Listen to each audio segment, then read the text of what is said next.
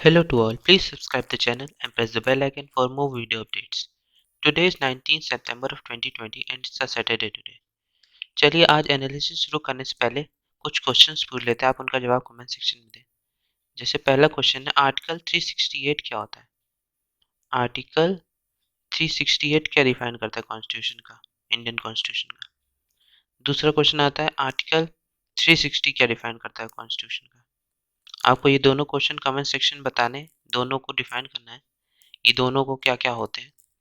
चलिए, आप हमारे टेलीग्राम चैनल को भी सब्सक्राइब कर सकते हैं क्वेश्चन आर 247 या डिस्क्रिप्शन में दी हुई लिंक से, जहाँ पर आपको सारे पीडीएफ नोट्स मिल जाएंगे, जहाँ से आप सारे पीडीएफ नोट एक्सेस कर सकते हैं। पूरे आप डिस्क्रिप्शन के साथ सारे दिए होते हैं पीडीएफ नोट्स, जहाँ से आप पढ़ सकते हैं और न्यूज़ के बारे में रिलेटेड आपको इन्फॉर्मेशन मिल जाएगी। इससे पढ़ने में आपको हेल्पफुल मिलेगी, हर एग्ज़ाम में, कोई भी एग्ज़ाम हो वहाँ पे आप हेल्प मिलेगा ये।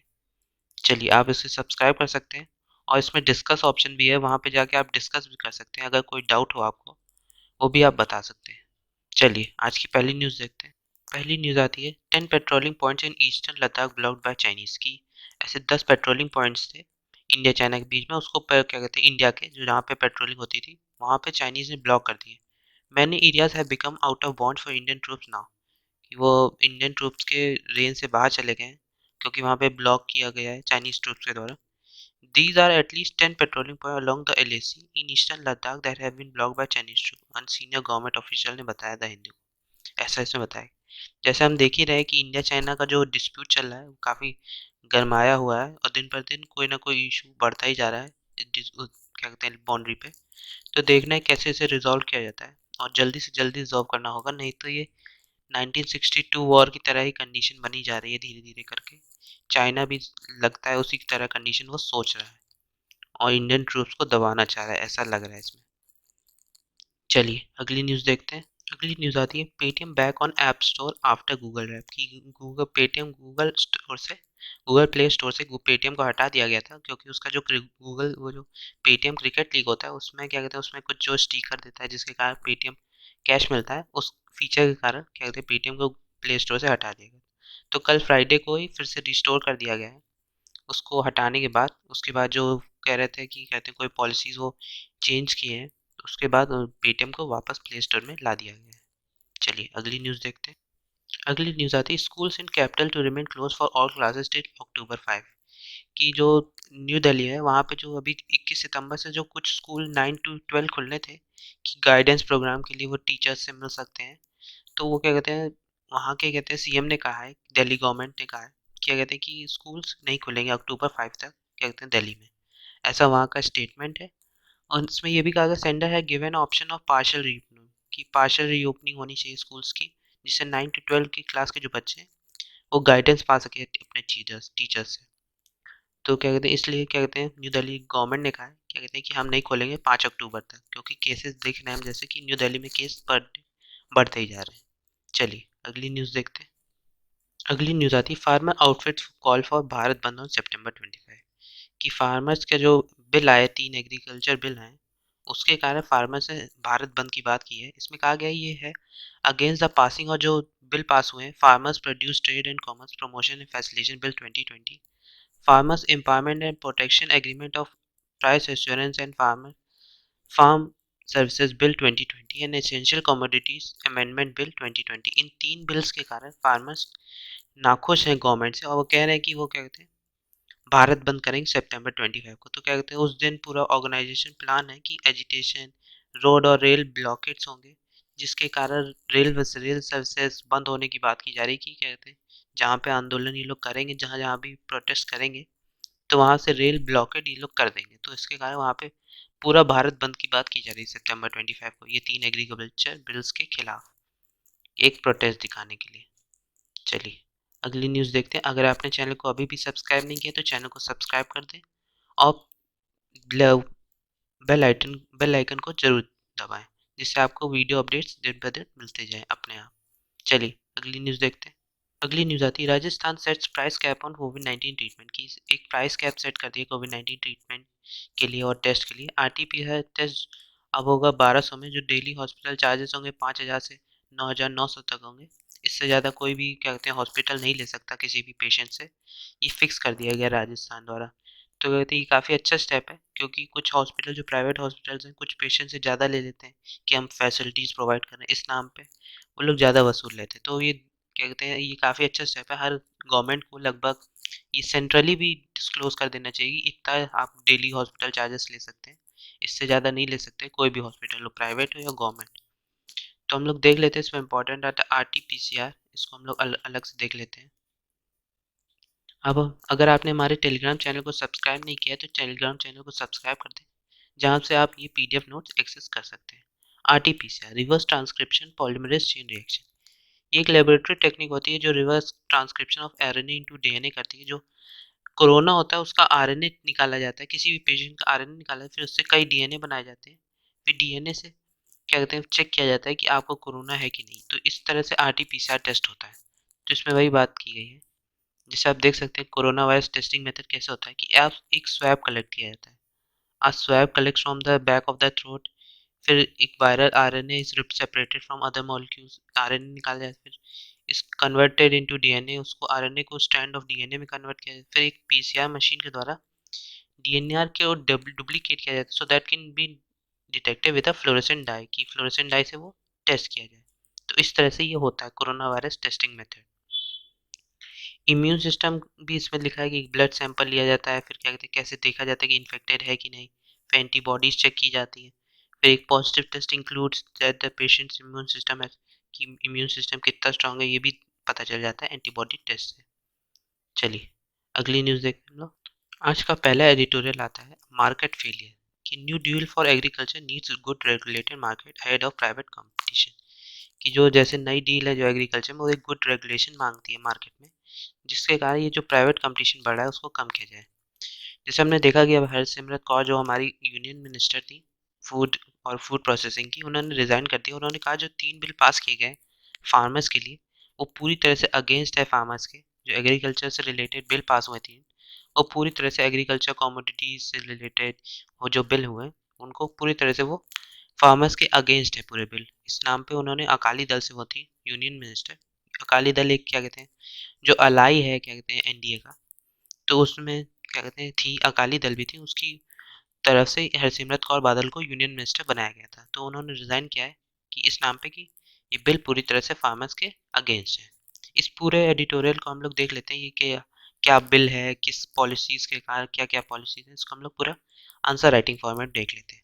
आप हमारे टेलीग्राम चैनल को सब्सक्राइब कर लीजिए, जहाँ से आपको ये सारे आंसर राइटिंग फॉर्मेट में मिल जाएगा। Agriculture reform bills introduced in parliament, जैसे हमने देखा कि farmers in Punjab Haryana protest कर रहे हैं जो 3 बिल पास हुए हैं। तो ये ऑर्डिनेंस है क्या? पहला ऑर्डिनेंस है, ऑर्डिनेंसेस इंक्लूड है the farmers produce trade and commerce promotion and facilitation ordination 2020।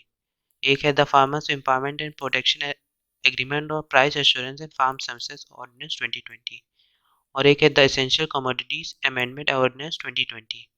ये it is the bill replacing the third that has been passed in Lok Sabha. ये जो थर्ड है वो एक बिल पास हुआ था उसको रिप्लेस किया गया है। इसका डिसकंटेंट है क्या? फार्मर्स प्रोटेस्ट कर रहे हैं कि ऑल थ्री कॉर्नर कह रहे हैं कि वो पूरी तरह से फार्मर्स के खिलाफ है, कि ट्रेड एरिया में हो गया ट्रेडर होगा डिस्प्यूट रिजोल्यूशन या मार्केट फी, ये फर्स्ट ऑर्डिनेंस में सेक्शन में रिलेटेड है। ये ट्रेड एरिया क्या होता है इस बिल में मेंशन है कि section 2M of the farmers produce trade and commerce promotion and facilitation ordinance 2020 define करता है कि ट्रेड एरिया एक ऐसा एरिया या लोकेशन होता है जहाँ पे place of production collection and aggregation होता है। जैसे फार्म गेट्स हो गए, फैक्ट्री प्रेमाइसेस, वेयर हाउसेस, ये सब होता है। फार्मर प्रोटेस्ट क्यों कर रहे हैं? फार्मर कह रहे हैं कि जो APMC मंडीज होती हैं जिनकी फिजिकल बाउंड्रीज और give a free hand to big corporate buyers, वो पूरी तरह से जो बिग कॉर्पोरेट बायर्स होते हैं उनको पूरी तरह से फ्री हैंड होता है कि वहाँ से वो खरीद सकें और बेच सकें। तो वो पूरी तरह से बिग कॉर्पोरेट बायर्स के लिए होती है जो APMC मंडीज होती है। तो उसको every mandi caters to 200 to 300 villages, जो एक APMC मंडी सिस्टम होता है वो डेवलप किया जाता है हर 200-300 गांव के लिए। ट्रेडर होता क्या और कैसे लिंक्ड है इस प्रोटेस्ट से, कि section 2N of the first ordinance कहता है कि ट्रेडर एक ऐसा पर्सन होता है जो बाय करता है फार्मर से और फिर इंटर स्टेट ट्रेड या इंट्रा स्टेट ट्रेड के द्वारा या कॉम्बिनेशन करके उसे बेचा जाता है सामान को जो उसने बाय किया होता है फार्मर से। तो इस तरह से होता है, तो इसे कहते हैं ट्रेडर। तो ट्रेडर जो होता है, trader with a pan card can by the farmers produce in the trade area, कि जिस ट्रेडर के पास पैन कार्ड हो वो कहते हैं बाय कर सकता है वो फार्मर से। तो इसमें यही दिया गया है। ये जो 3 बिल पास हुए हैं अभी 18 सितंबर को ही पास हुए हैं। Rajya Sabha passes 2 bill to reduce salary allowances, ये तो क्या कहते हैं, इसी के साथ ही क्या कहते हैं ये भी पास हुए हैं, 3 एग्रीकल्चर बिल्स भी पास हुए हैं। By removing the fee on trade, the government is indirectly incentivizing big corporate, की जो फी है ट्रेड में उसको हटा के पूरी तरह से जो बिग कॉर्पोरेट्स हैं उनकी तरफ ये पूरा बिल्स जाते हैं। ये तीनों बिल्स पूरी तरह से बिग कॉर्पोरेट्स के लिए, इसीलिए प्रोटेस्ट हो रहा है फार्मर्स के द्वारा। चलिए अगली न्यूज़ आती है कंटिन्यूटी इन चेंज, कि India is hoping that under PM Suga Japan will not steer away from the course set by Abe, कि जैसे हम जानते हैं कि अभी जापान के प्राइम मिनिस्टर चेंज हुए हैं, जो शिंजो अबे थे 65, वो has passed on the baton to his long term associate Yoshida Suga, अब क्या कहते हैं जो है वो अब पीएम है जापान की, जो 71 ईयर्स के हैं। और मिस्टर सुगा ने प्रॉमिस किया है continuity rather than change as he takes the reins, की क्या कहते हैं उन्होंने कहा कि जो जो पीएम पहले थे क्या कहते हैं शिंजो अबे, जो ना वो जो वर्क कर रहे थे उसको उसी को बढ़ावा देंगे और नए वर्क भी लाएंगे और नए रिलेशंस बढ़ाएंगे अलग अलग कंट्रीज के साथ और इम्प्रूवमेंट लाएंगे वर्क्स में। तो हम इस पूरी कंटिन्यूटी चेंज को, इंडिया और जापान का रिलेशन हम लोग अलग से देख लेते हैं। जो अब इस वक्त नए प्रेसिडेंट हैं, प्राइम मिनिस्टर हैं योशिदा सुगा, ये है, आप देख सकते हैं फोटो में। इससे पहले शिंजो अबे थे। इंटरनेशनल रिलेशन, इंडिया और जापान के बीच में एक बायलैटरल ग्रुपिंग और एग्रीमेंट है। जैसे हमने देखा कि जो प्रेसिडेंट ऑफ इंडिया थे वो विजिट किए थे जापान में अभी recently. The visit was the first presidential visit to Japan after gap of 29 years, 29 साल के बाद कोई प्रेसिडेंट इंडिया का जापान गया होगा। The last presidential visit was in 1990 में हुई थी रामास्वामी वेंकटरम द्वारा, जो एक एम्परेटर अकीतो जो थी उस वक्त सेरेमनी उसमें गए थे। इंडिया जापान टाइज क्या है, कि इंडिया जापान एक रोबस्ट टाइज है कोऑपरेशन, जैसे defence, science and cooperation in trade में। 2014 में एक स्पेशल स्ट्रेटेजिक और ग्लोबल पार्टनरशिप भी बनी है।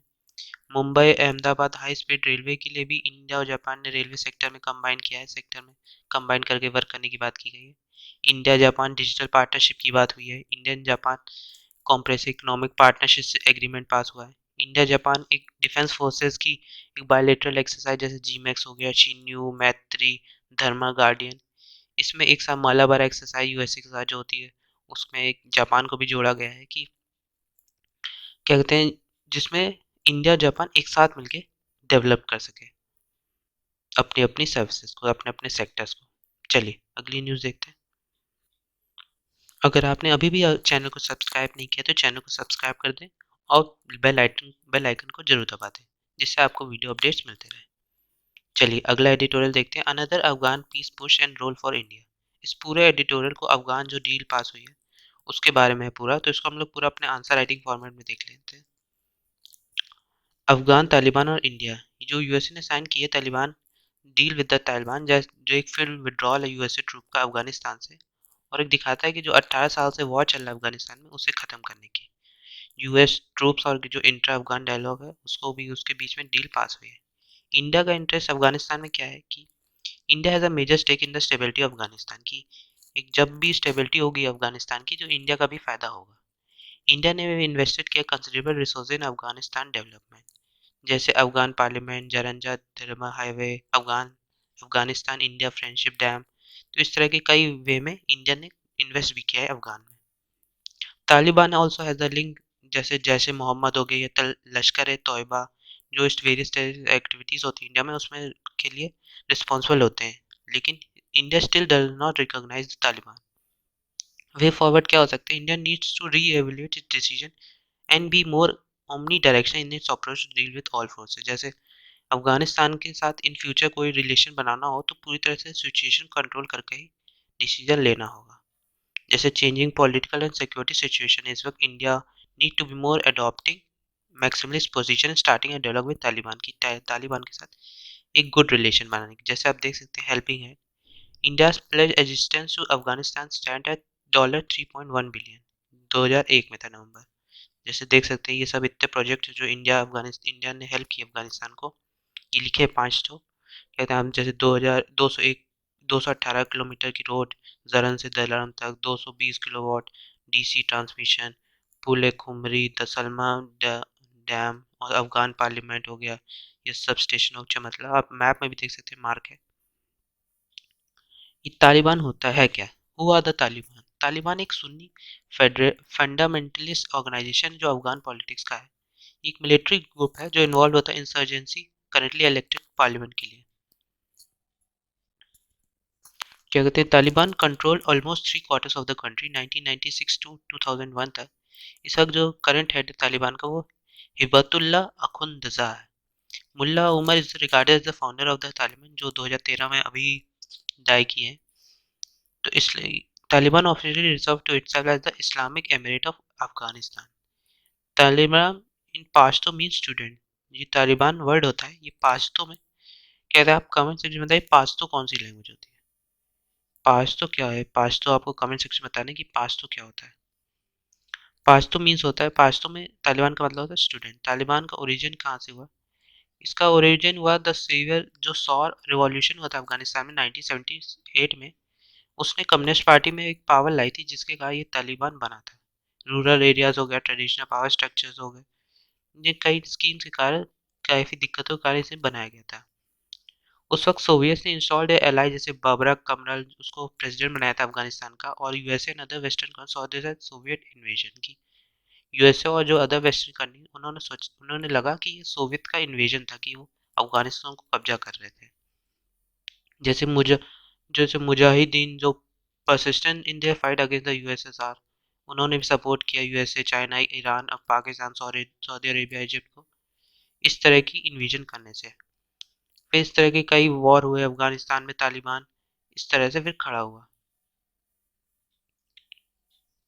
वुमेन कुड नॉट, इसमें क्या कहते हैं ये भी है कि they endorse sharia mix with Pashtun tribal code, क्या कहते हैं वो मिक्स करते हैं पश्तून ट्राइबल कोड्स के साथ। Women were required to wear burqa, इनमें क्या कहते हैं तालिबान में जो होता है, जो वुमेन्स होती है वो बरका बुरका उनको पहनना ही होता है, जिसमें bodies including face man had to grow beards, और क्या कहते हैं पूरी बॉडी उनकी कवर हो, और जो मेन हो वो क्या कहते हैं बियर्ड उनकी ग्रो हो की ऐसे होनी चाहिए, उनकी दाढ़ी होनी चाहिए। Women could not go to out of the house without a family member. अगर कोई भी औरत क्या कहते हैं घर से बाहर विदाउट किसी के अपने पति या भाई हो गया या बच्चों के साथ किसी भी मेल मेंबर होना चाहिए तभी वो घर से बाहर निकल सकती है, और वो काम पे नहीं जा सकती। तालिबान में ये रूल है और इन रूल को सब फॉलो भी करते हैं। चलिए अगली एडिटोरियल देखते हैं। अगला एडिटोरियल आता है on the GST issue. The center holds the baton. A large borrowing program is inevitable data in economic uncertainty जो दिखाता है states cannot handle the matter। जो जीएसटी इशू चल रहा है सेंटर और क्या कहते हैं स्टेट के बीच में, जो स्टेट्स फुलफिल नहीं कर पा रहे अपने जीएसटी बिल्स को नहीं भर पा रहे, तो उसके लिए ही पूरा ये एडिटोरियल निकला है, उसको हम लोग अलग से देख लेते हैं। Goods and services tax, GS paper three government policies and intervention. Goods and services tax जो होता है is a value added tax levied on goods and services जो सोल्ड किए जाते हैं डोमेस्टिक कंजप्शन के लिए। मेन फीचर्स क्या होता है इसका? Applicable on supply side, destination based taxation होता है, डुअल जीएसटी लगते हैं, जैसे सेंट्रल जीएसटी हो गया, स्टेट जीएसटी कुछ आइटम्स में, इंपोर्ट्स ऑफ गुड्स और services could be treated as inter state supplies, उनमें भी आईजीएसटी लगता है, जैसे integrated goods and services tax. GST rates to be mutually decided, multiple rates. Legislative basis क्या होता है जीएसटी का? इस बिल जीएसटी बिल को लाया गया था 2014 में एक कॉन्स्टिट्यूशन अमेंडमेंट बिल के द्वारा, 122 जो था अमेंडमेंट, उस बिल के द्वारा उसमें अमेंडमेंट पे लाया गया था, बिल पर लाया गया था। इससे पहले आर्टिकल 246 ए जो होता है states have power to tax goods and services, उससे पहले क्या कहते हैं गुड्स एंड सर्विसेज के ऊपर टैक्स स्टेट लगा सकता था, लेकिन इसके बाद सेंटर ने भी अपना स्टेट जो टैक्सेस लगते हैं उसको एक ही कर दिया। जो कई टैक्सेस लगते थे उनको एक करने की बात की गई। जैसे इसके का एडवांटेजेस क्या थे जीएसटी के? गवर्नमेंट के लिए एक यूनिफाइड कॉमन मार्केट बन गया, streamline tax section, increase tax compliance, overall economy के लिए एक सर्टेनिटी लाया, करप्शन कम किया, सेकेंडरी सेक्टर को बढ़ावा दिया, एक तरह से पॉवर्टी एडिक्शन को खत्म करने के लिए मोर एम्प्लॉयमेंट, मोर फाइनेंशियल रिसोर्सेज लाने के लिए वर्क किया। ट्रेड एंड इंडस्ट्री के लिए कैसे हेल्प एडवांटेज था? सिंपलर टैक्स रेजिम था, increase ease of doing business, reduction in multiplicity of tax, elimination of double taxation, efficient neutralization, simplified और ऑटोमेटेड प्रोसीजर था। न्यूज़ इसलिए कि ये कॉन्स्टिट्यूशनल बॉडी है गुड्स एंड सर्विसेज टैक्स, जिसमें आप क्या कहते हैं, देखा जा रहा है कि एक इकोनॉमिक स्लो डाउन के कारण ये जीएसटी और जो सेस कलेक्शन था फाइनेंशियल ईयर 2019-20 में, वो 40% का गैप आया, 40% का शॉर्ट फॉल आया कंपनसेशन पेड और सेक्स कलेक्टेड में। तो देखना है कि इतना ज़्यादा शॉर्टफॉल क्यों आया है। जैसे हमने देखा कि सिर्फ 97,000 करोड़ जो 2.35 लाख करोड़ था उसमें से भरा गया है स्टेट्स के द्वारा जीएसटी इम्प्लीमेंटेशन। तो इतना डाउनफॉल क्यों आया, ये लॉकडाउन कारण, कोरोना कारण। जैसे sin goods are goods which are consider harmful to society. ये सिन गुड्स वो होते हैं जैसे अल्कोहल हो गया, tobacco, candies, drugs, soft drink, fast food, ये वो गुड्स होते हैं उनके ऊपर भी जीएसटी लगता है। ऑफर्स मेड बाय पार्लियामेंट की ऑफर क्या किया सेंटर ने कि स्टेट कैसे भर सकते हैं, या तो वो बैंक से पैसा ले ले या रीजनेबल रेट्स में, या क्या कहते हैं वो 5 साल का कुछ सिस्टम बनाए जिससे वो बोरो करके कहीं और से, अगर बैंक से नहीं करना चाह रहे आरबीआई से, तो कहीं और से इन्वेस्टमेंट पे इंटरेस्ट रेट पे पैसा लेके इसे भर सकते हैं। वो फॉरवर्ड क्या देखा जा रहा है कि GST council can consider increasing the cess और including more product under the cess, कि और भी केसेस में आए और प्रोडक्ट सेस में आए जिससे कारण और हमारा जीएसटी शॉर्टफॉल जो है वो कम हो पाए। चलिए अगली न्यूज़ देखते हैं। अगली न्यूज़ आती है national security plan for safe cyber space phone, कि यूनियन गवर्नमेंट ने कहा है कि वो सेटअप कर रहा है एक नेशनल साइबर सिक्योरिटी स्ट्रेटेजी 2020 जिससे सेफ, सिक्योर और ट्रस्टेड रिलायंस साइबर स्पेस मिल सके, ऐसा national security adviser Ajit Doval ने कहा है। चलिए अगली न्यूज़ आती है Rajya Sabha passes bill to slash salaries of PM MPs, की क्या कहते हैं कि जो क्या कहते हैं मेंबर ऑफ पार्लियामेंट्स हैं उनके क्या कहते हैं सैलरीज को, अलाउंसेस को कम करने के लिए एक राज्यसभा में बिल पास किया गया है। ये कल ही पास हुआ है ये बिल। इसमें वही कि उनकी 30% जो सैलरीज है पार्लियामेंटेरियंस की वो कम की जाए for 1 year to meet the exigencies, की जो दिक्कतें हैं शॉर्टफॉल्स हैं स्टेट्स के लिए या कहीं भी दिक्कतें जो चल रही कोरोना वायरस के कारण, उसे ख़त्म करने के लिए 30% तक उन लोगों की सैलरीज काट देनी चाहिए। इस न्यूज़ में यही बात की गई है। चलिए अगली न्यूज़ देखते हैं। अगर आपने चैनल को अभी भी सब्सक्राइब नहीं किया तो चैनल को सब्सक्राइब कर दें और प्लीज़ लाइक बटन जरूर दबा दें। चलिए अगली न्यूज़ आती है powers under under AFSPA accident in Shopian. इसमें कहा गया है कि during the operation the powers vested under the AFSPA 1990 जो पास हुआ था उसे एक्सीड कर दिया, और डूज डोंट्स और जो चीफ ऑफ आर्मी स्टाफ है as approved by the supreme court have been contravened. एक श्रीनगर बेस्ड आर्मी स्पोक्सपर्सन ऐसा बताया कि आफ्सपा की पावर्स को और एक्सीड कर दिया गया है। चलिए देख लेते हैं हम लोग इसको आफ्सपा को। जो north internal security AFSPA GS paper three north east insurgency left wing extremism की वेरियस सिक्योरिटी फोर्सेस एजेंसीज ने जो terrorism in hinterland and border area armed forces bill जो स्पेशल पावर बिल था वो पास किया गया था both houses of parliament in September 11 1958 में। Armed forces special power act AFSPA 1958 इसलिए तब से जाना गया है। ये देता है आर्म्ड फोर्सेस को power to maintain public order बनाए रखने के लिए जो डिस्टर्ब एरियाज है वहाँ पे। डिस्टर्ब एरियाज क्या होते हैं, जहाँ पे जो क्या कहते हैं जहाँ पे दिक्कतें हों, it can be invoked in places जहाँ पे आर्म्ड फोर्सेस सिविल पावर को जो दिक्कतें फैलाते हैं, जो एक्सट्रीमिस्ट लोग जो होते हैं या माओस्ट जो होते हैं, वो दिक्कतें जहाँ पे जो एरियाज में किसी में भी दिक्कत फैला रहे, रिलीजियस, रेशियल, लैंग्वेज या रीजनल ग्रुप या कास्ट या कम्युनिटी जो एक तरह से डिस्टर्बेंस क्रिएट करे, वहाँ पे ही आफ्स पर लगाया जाता है। वंस डिक्लेयर डिस्टर्ब, एक बार डिस्टर्ब डिक्लेयर किया जाता है तो 3 महीने तक वो डिस्टर्ब वहाँ पर रहता है, तो वहाँ पे आफ्सपा लग जाता है। तो वहाँ पे जो आर्मी होती है उसको पूरी तरह से पावर होती है। The government of the state can suggest whether the act is required in the state और नॉट। और स्टेट भी क्या कहते हैं सजेस्ट कर सकता है कि अगर उसके स्टेट में ये रिक्वायर्ड है कि भी नहीं, ये भी सजेस्ट कर सकता है। लेकिन सेंट्रल गवर्नमेंट अपने द्वारा भी देख सकती है कि किस एरिया में डिस्टर्ब एरिया कहा जा सकता है और वहाँ पे लगाया जा सकता है। ये कहते हैं डिस्टर्ब एरियाज एक्ट 1976 के द्वारा स्पेशल कोर्ट्स होती है, उसमें क्या कहते हैं बताया जा सकता है सेंट्रल गवर्नमेंट द्वारा कि कहाँ पे डिस्टर्ब एरिया डिक्लेयर किया जा सकता है और कहाँ पे आसपास लगाया जा सकता है। चलिए आज के लिए इतना ही। Thank you very much. अगर आपने चैनल को सब्सक्राइब नहीं किया तो चैनल को सब्सक्राइब कर दें और बेल आइकन को भी जरूर दबा दें और प्लीज़ लाइक बटन जरूर दबाएं। और जो क्वेश्चंस पूछे गए उनका जवाब भी आप कमेंट सेक्शन में जरूर बता सकते हैं। Thank you very much.